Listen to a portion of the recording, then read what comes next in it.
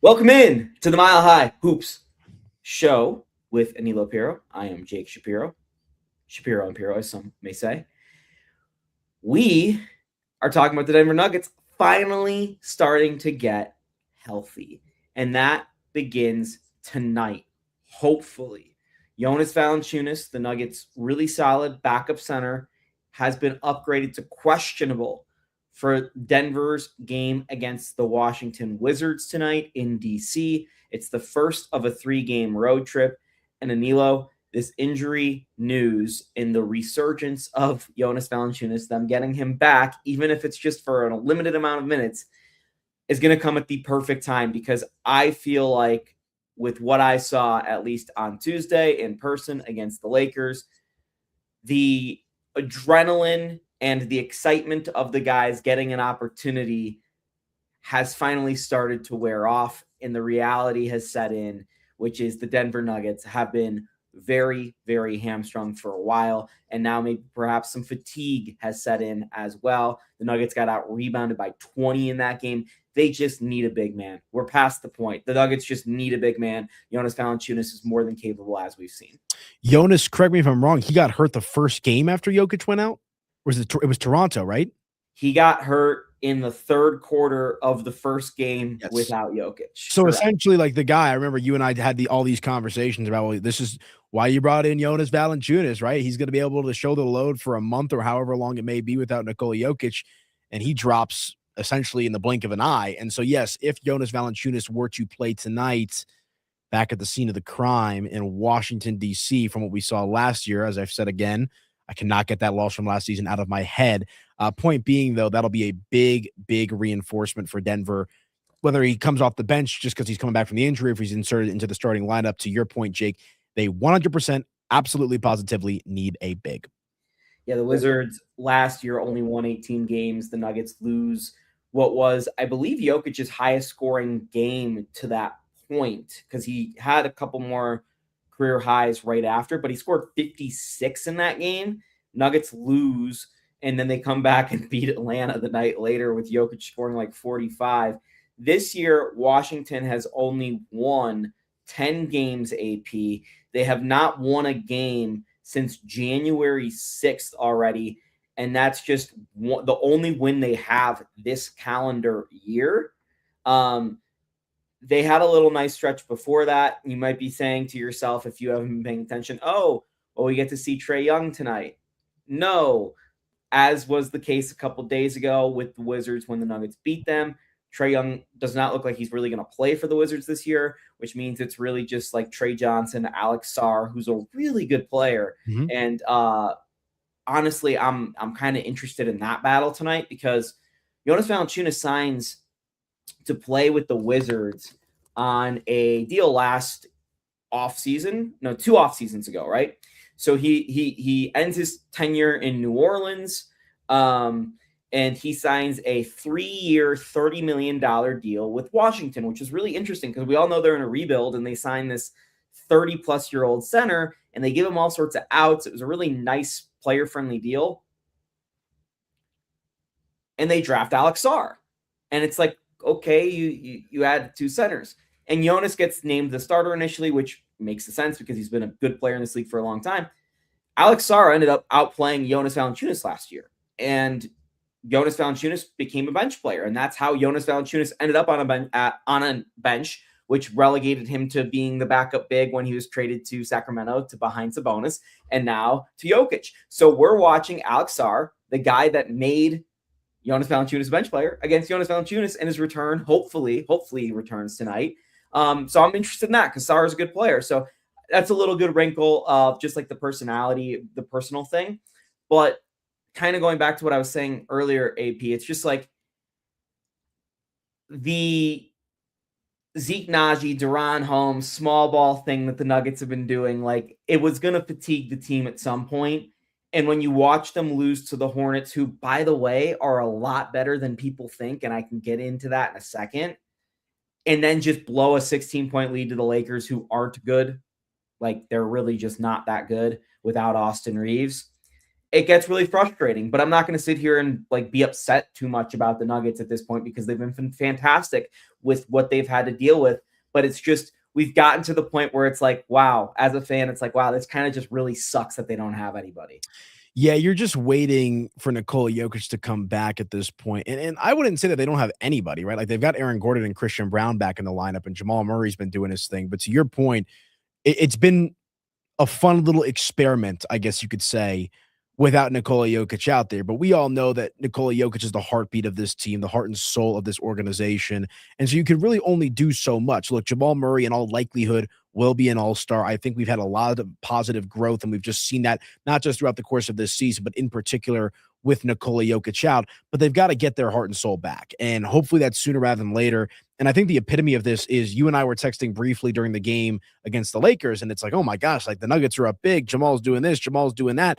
And then in the second half of the game, Denver fails to score 20-plus points in a single quarter, 17 points in the third, 19 points in the fourth. The Lakers go on a run. Denver loses 115-107 in a game in which they were up pretty big in the first half, as you mentioned, Jake. So, look, it is what it is at this point, but they need the big fella back ASAP. Yeah, Jamal had 2 points in the second half of that game. The Nuggets had more points in the first quarter of that game than they had in the second half.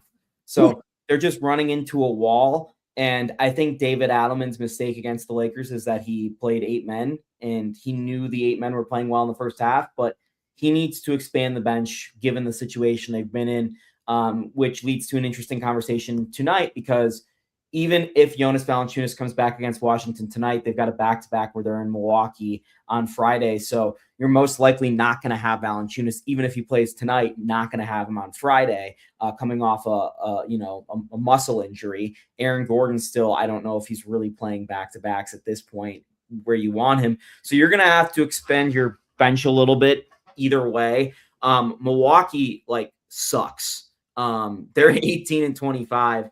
That's a very winnable game, even with the situation of your roster. Obviously, Washington's a winnable game. Memphis is playing a little bit better lately. But yeah, I look back at that Charlotte loss. Charlotte's starting 5, the healthy starting 5, I think it's like the second best net rating of 5-man lineups out of anyone who's played 100 possessions together this year. So again, everyone wants to sit here and go, the Hornets loss was bad. Lakers lost to the Hornets this week too. It wasn't a bad loss. The Lakers loss was more frustrating to me because you were at home and you blew a 16-point lead. But again, I'm just frustrated at this point with the fact that, you haven't had a healthy team for quite a while. And now it's starting to set in and feel like you haven't had a healthy team for a while. You said Nikola Jokic could come back over this road trip. I said all along, I am circling Tuesday against Detroit, January 27th, which is the first game after the 4-week evaluation process that they said initially on Jokic's timeline. I'm going to give you the little breadcrumbs on where we're at with this. Before the Lakers game, David Adelman gave injury updates on a lot of players, primarily on Jonas Valanciunas, to which he dropped, he's going to be our starting center when he comes back, which implies that he's ahead of Nikola Jokic. Now we know a couple hours later he is, because he's probably going to play tonight and Nikola Jokic isn't. He also goes on to say that Jokic and Cam Johnson have been up and down. Some people may have read that as Jokic has had some sort of setback or something. I personally read that as, wow, Jonas is coming back on this road trip. I am curious if Jokic is still, who Shams Charania has said is ahead of schedule, is going to come back on that Tuesday against Detroit. And then Cam Johnson is going to come back soon thereafter. So I kind of feel like the next time the Nuggets take the floor, we might see Nikola Jokic in Denver. That's a chance. So that would be huge because it would keep Jokic alive for the awards race. I think he'd only miss 15 games in total. He's allowed to miss 17. On top of that, they would also get Jokic back at the start of that 4-game homestand, which is Detroit, Brooklyn, LA, Oklahoma City. So he'd get his legs underneath him, and there's no back-to-backs on it, and he'd get his legs underneath him. By the time they're playing Oklahoma City, maybe he's up to 30, 33 minutes a night or something like that. So I'm very hopeful that this is the last couple games we're seeing without Jokic. and Jonas Valanciunas can help carry the Nuggets to at least one more win, which would place the Nuggets without Jokic at 8-7. If they're able to steal 2 wins on this road trip, 9-6. Like, just again, we've said it a million times, and I know it's bad to say after 2 losses, but just a tremendous stretch from everyone to carry their weight through this. And now, as we look at the possibility of a Jokic return, the Nuggets are just 1 game back of San Antonio for the 2nd seed in the West. Yeah, and I would say that's essentially mission accomplished, all things considered, with this Denver Nuggets team without Nikola Jokic. Look, I don't think anybody expected them to only lose 2 or 3 games when the big fella was out. And the fact that they're floating right around that 500 mark with a real opportunity to end at that point, I think is exactly what you were looking for, at least what I was hoping for from this Denver Nuggets team without Nikola. And so, just looking at this 3-game sample size, I think they'll beat Washington. I do. I think there'll be a bad taste in their mouth in the last 2 games. And I understand, like, Denver's not typically a team that's going to drop game after game after game. They've lost 2 in a row. I think they buck the trend here against Washington. But to your point, these are 3 very, very winnable games. You mentioned how Milwaukee's dog, right? They're not very good right now. Washington's Washington. And Memphis, it's Memphis. Like, it's a game that you should be able to be competitive in. Now that'll be in the middle of the Bronco game on Sunday. So I'm not sure how many people are going to be tuning in to the Nuggets and the Grizzlies. I know you and I will be watching that simultaneously in the press box, watching the Broncos. So we'll have some fun with that. But really good opportunity here for Denver to finish up the hopeful last few games without Joker on a winning note. And Nuggets are 5.5-point favorites tonight. Yep, that says something. Yeah, at Washington. Nuggets have not lost 3 games in a row this season, which, again, remarkable statistic given the injuries they've gone through. Just looking ahead past the schedule and what we're expecting with injuries and such, Jamal Murray should get his All-Star nod a week from Sunday. That is when the NBA will announce the reserves. And I think it is completely indisputable at this point that Jamal Murray is an All-Star. I talked to LeBron James the other day after the game. He even said Jamal Murray is an All-Star every time he's on the court, and he's stayed healthy long enough to actually earn it this year, which is exactly true. So I'm expecting that. There was one horrible scenario that I brought up very early on in the season, Anilo, which was the NBA is going to find a way to send LeBron to this game, and you probably are going to get a clipper because it's in Inglewood. Do they edge Jamal Murray out with the 2 guys that are token guys over guys who have earned it? And I'm going to tell you right now, I don't think so, because I don't think Jamal Murray is sitting as the 12th or the 11th All-Star. I think Jamal Murray is sitting as the 6th, 7th, or 8th All-Star right now. So could maybe Devin Booker or Denny Avdia get edged out? Maybe by one of those guys. But I think Jamal's past that conversation, which again speaks to his rise this year. And I'd personally say Jamal Murray at this point is likely on my all NBA 2nd or 3rd team list if I went through it, which means that he's basically a lock for the All-Star game. So again, Jamal Murray, and I said it when Jokic went down, as long as Jamal Murray was going to stay healthy, this is going to solidify his All-Star case even further. And I think some of the games he's had on national TV, and I know, again, the Lakers game didn't end well the other night, but his first half was a moment, and I think those types of moments stick with people. Yeah, I think Jamal Murray, and I knock on wood, and I kind of hold my breath when I say this because it is Nug life, and we know the whole conversation around All-Stars not named Nikola Jokic.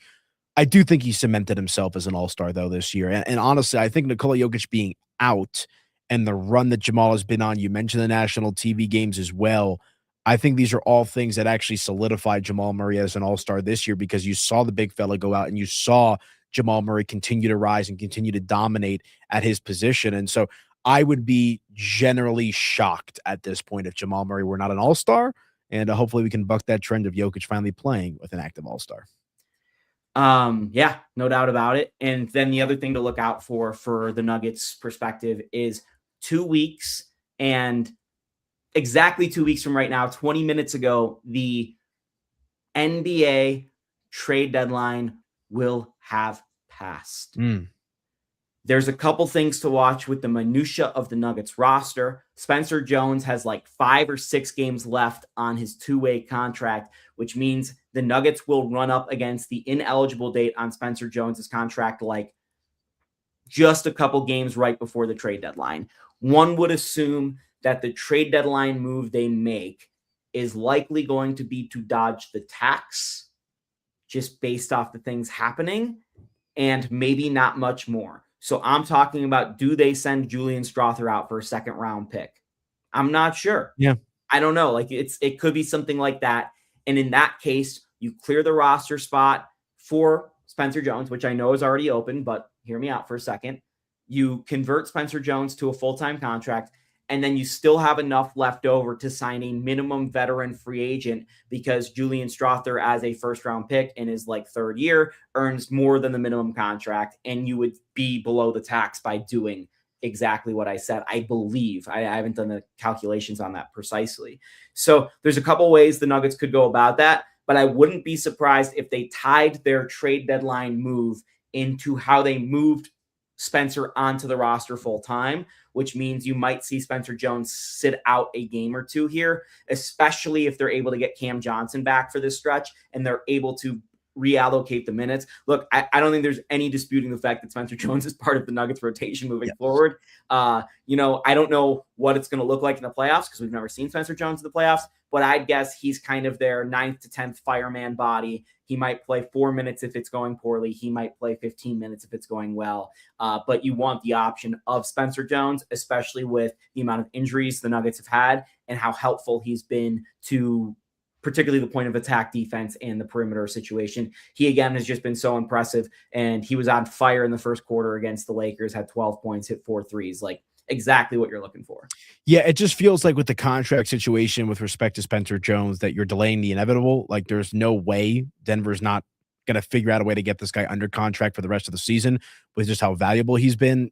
He's a rotation player. He's a guy that would likely get pretty significant bench minutes in the playoffs, just considering how good he's been in the regular season and how integral to this rotation he has been. So we'll see if Denver gets creative. I mean, that Julian Strother concept is definitely something you float out there. I think Jalen Pickett, I don't think they're trading him, but point being, I think he's become a valuable commodity to this team as well. So Denver's going to have to get a little creative here with how they approach the trade deadline, but we'll see what they do. Yeah, creativity, I think, is the way that they're going to do this. I don't expect, obviously, the Nuggets to be in on the big fish hunting. I don't think that Giannis is getting traded at this deadline, but I wouldn't be surprised, again, with the Bucks record that I talked about, if that game in Milwaukee is one of Giannis's last home games in Milwaukee. I think that the looming interest in Giannis is holding up the trade market. And I also believe that because the Knicks have been playing so poorly, the fact that they might hit the eject button and do something insane, that also is kind of holding up the trade market. Anthony Davis is still a looming question as well, if he's going to return this year and will he be traded? I think those are some good questions, but none of those moves obviously should be affecting the Nuggets too much because the Nuggets are in a different class. But a lot of the teams that are suitors and could curry those deals are the same teams that might be making deals with the Nuggets. So, for them, their point of business and the way they're going to operate is, let's think about this huge thing before we think about the thing that affects like the 14th guy on a roster with the Nuggets. So that's the type of thing that I talked about like 3 weeks ago that could be holding up the Nuggets. I also thought it was really interesting. David Adelman the other day said that the Nuggets have still considered the 10-day contract option. He didn't say that the Nuggets would sign someone, but I would think that it still could be beneficial, especially if Spencer Jones runs out of days here, for the Nuggets to sign a 10-day contract player a couple times over here in the month of January into February, while they wait to find the perfect veteran to fill that 15th spot, if they do clear that spot for Spencer Jones to be the 14th man and not the 15th man. So for those of you who are sickos and love the Nuggets, 19 minutes into a Nuggets podcast on a Thursday, this stuff does interest you. I know a lot of people are like, what is Jake even talking about?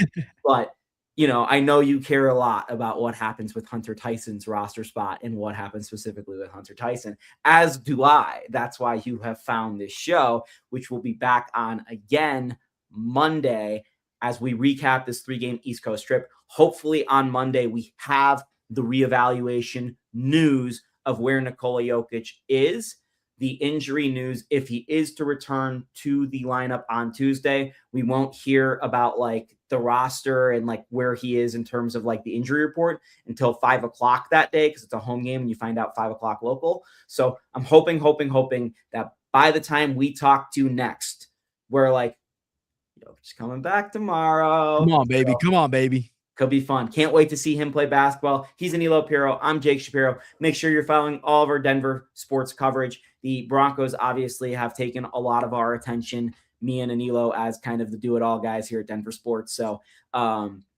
hopefully, if you follow me, you're enjoying the Broncos content. It's been a really interesting run and fun run. And I'm looking forward to hopefully maybe the journey continuing.